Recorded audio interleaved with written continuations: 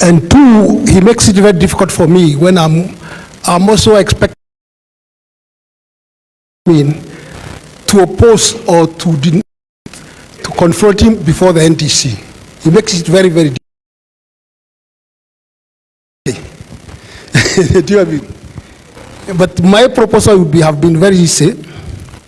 We have a number of resolutions we have recommended. We check which one doesn't require actual voting, but I'll make a few comments so that the can understand where we are coming from.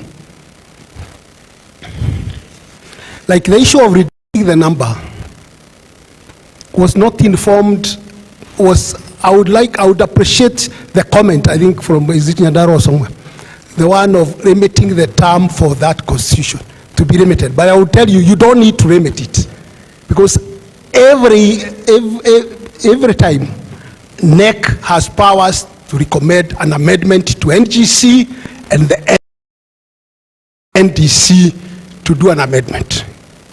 You get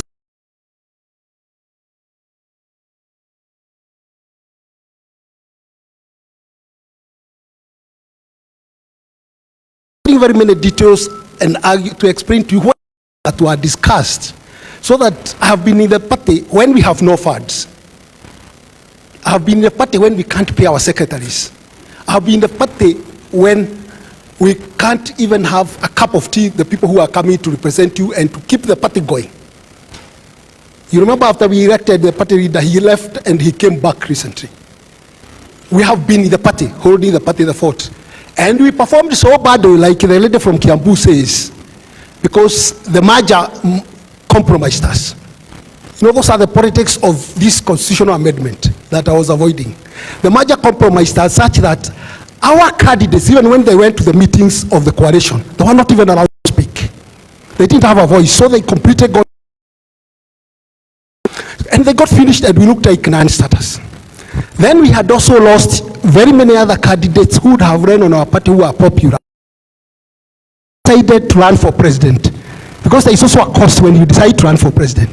When you decide to do a merger, there is also a cost. When you decide to do a coalition, there is also a cost. Because when you coalition, then you do, let's say, like with KK, those of us who believed that it can't change, the results of we are seeing today were, we could see it in advance, did not move over, we remained. But now, why am I saying that? The political parties that got more seats and more votes are getting an average of 60 million a year from the national treasury.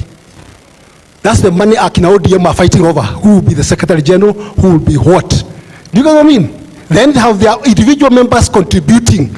The ones who own all those seats, they also contribute per month. So the party is very, very rich. It can sponsor even the young people, overseas international conferences, etc. It can convene NDC even in a retreat town like Mombasa. It can fly all those delegates to Mombasa with government money, which we don't have.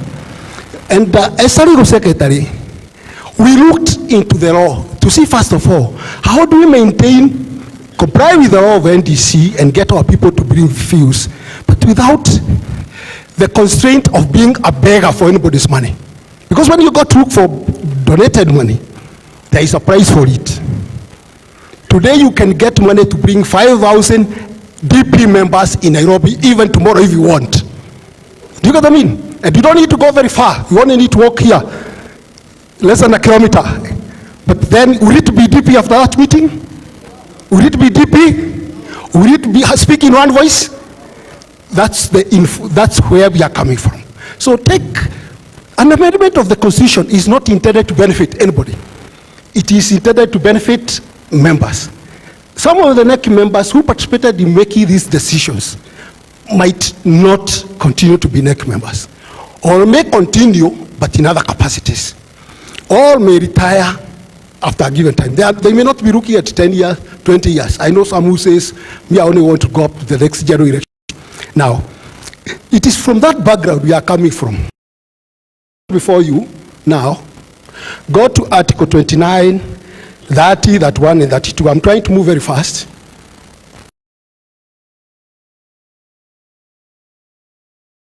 The new amendments that have been put in.